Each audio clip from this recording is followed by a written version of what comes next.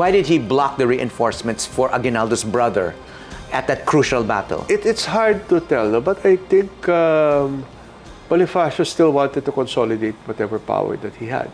Obviously, talo na siya eh. No, the Caviteños already Yeah, but turned against him. that would have led to the defeat of the force that he wanted to unite with him. I think he didn't know that at first. But that is just a presumption, no? He didn't know that. Kasi this force that was going to Pasong Santol was not directly under him. Yeah. So baka maybe it was an assertion of authority. Yeah, it's just speculation, no? But, you know... How do we know this, that he blocked the reinforcement? I saw it in one of the accounts of, at that time, that he blocked the reinforcements. How good would that reinforcement would be? It's hard to tell because almost at that same hour that he was blocking it, accordingly, the Spaniards already attacked. So it might not have made any difference. Yeah. But then again, you know, kapatid niya namatay. Yeah, exactly. So in other words, itong ugat ng alitan nila Aguinaldo at Bonifacio, may talagang personal na angulo. At first, yeah. And then, what happened? So, gusto niyang umuwi ng Manila, where supposedly he's going to like reorganize, reconstitute the Katipunan army. But Aguinaldo already issued the order to arrest. So, where was he arrested? In Limbon, Barangay Limbon. Cavite pa rin to? Cavite pa rin. 1897, ang dating Supremo pinaaresto ni Aguinaldo. Dito na nagsimula ang pagwawakas ng Katipunan. Can we say that the Katipunan ended in Tejeros? In Tejeros, yes. Because they decided, okay, wala nang Katipunan, we just have... Kasi the Katipunan was divided. Yeah. So let's unify it under this new concept Well, of a revolutionary government. The Katipunan was in Cavite was divided, but the agreement with the Supremo that if a government is going to be put up, the Katipunan will be dissolved. Which happened. To the understanding of the people of Cavite, and of course, the delegates from Batangas, tapos na ang Katipunan. Okay, so he was arrested in Barangay Limbon, and then what was the timetable after that until his execution or killing? The problem that they had with the trial of Bonifacio was that he was transferred from town to town because imagine having a trial in the middle of the Spanish onslaught. No? Until finally, based on the records, the last actions of the trial happened in Maragondon. The trial house is still there. No?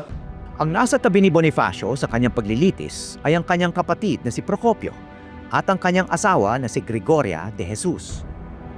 She was just a companion. She was accompanying them.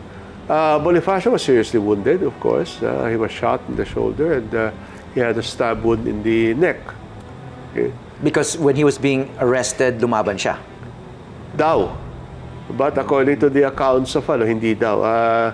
He was shot and was hit. But when he fell down to the ground, according to many of the accounts, the second incident, that happened was Ignacio Paua, General Paua, got his dagger, then stabbed Bonifacio in the neck while he was lying down on the ground. Intending to kill him. The description pa nga daw was, pumasok daw yung balaraw dito sa gilid, lumabas daw sa likod.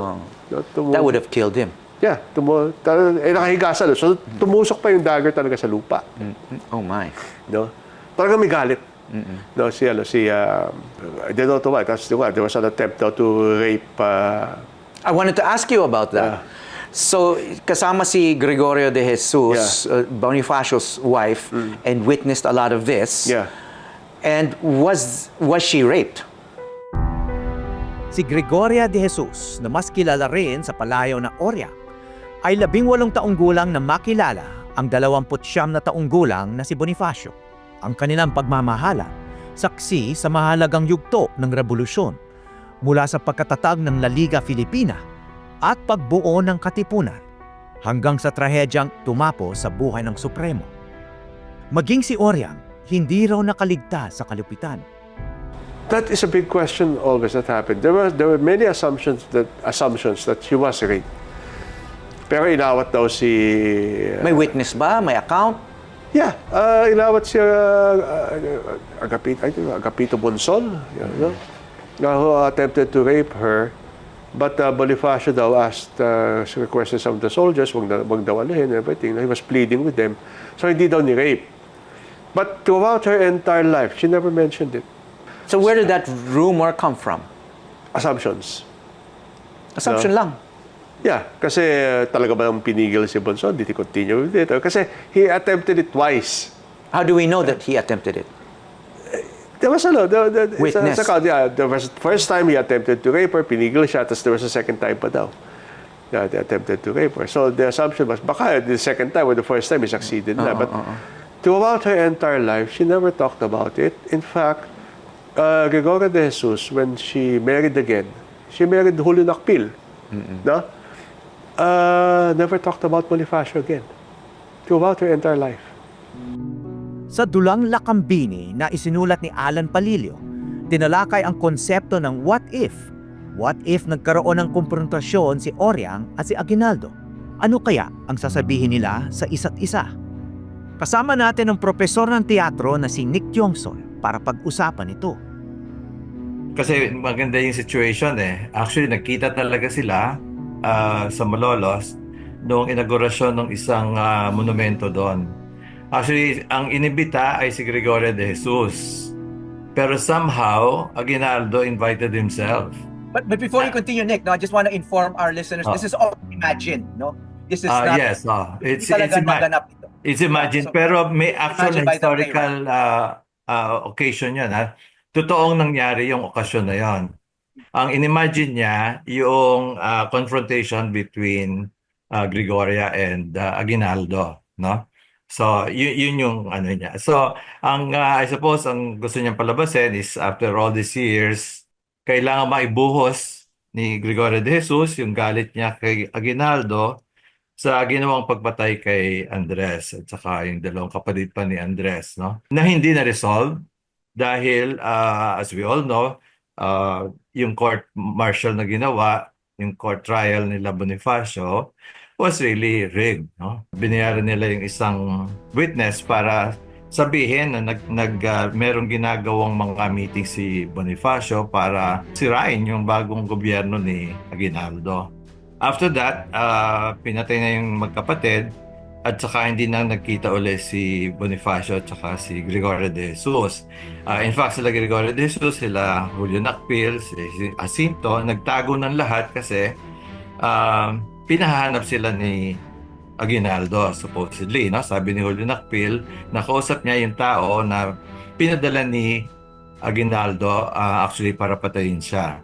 Kasi natatakot si Aguinaldo na baka balikan siya ng mga tauhan ni Bonifacio dahil sa ginawa niyang pagpatay. Pero dun sa confrontation na yon, ang pinapalabas lang yung punto de vista ni Gregorio de Jesus. Actually, ninarrate lahat ni Gregorio de Jesus yun, ano? Yung pag-aresto sa kanila, pag-saksak kay Andres Bonifacio, yung court trial, at saka yung pagkakapatay. Gusto lamang niyang udyukin si Aguinaldo to confess to his sins. Kaya ang ending niyan is pinaluluhod niya para i-admit niya yung kanyang kasalanan. At nireveal niya na yung sinasabi niya na si Agapito Bonson, yung pinadala ni Aguinaldo para hulihin si Bonifacio, ay sinamantala siya, no? Parang nagkaroon ng rape. Although, hindi malinaw talaga yon sa mga kasaysayan kung talagang nangyari yung rape na yon. Kasi dun sa isang account, twice na nag-attempt si Bonson, pero parang na-foil na naman siya. Una nung kanyang mga tauhan at yung pangalawa si Tomas Mascardo. But anyway, I suppose for purposes of the drama, the author took this side na nangyari yung rape. Anyway, so yun, the play is just that. He wants to imagine the confrontation between Gregoria de Jesus and Aguinaldo na gustong ipamuka ni Gregoria yung ginawa ni Aguinaldo sa kanilang mag-asawa. Pero syempre, maganda yung ending kasi nandun yung kneeler, di ba? So, Aguinaldo leans over the kneeler, but you don't know if he kneels or not. Actually, in history, he never knelt.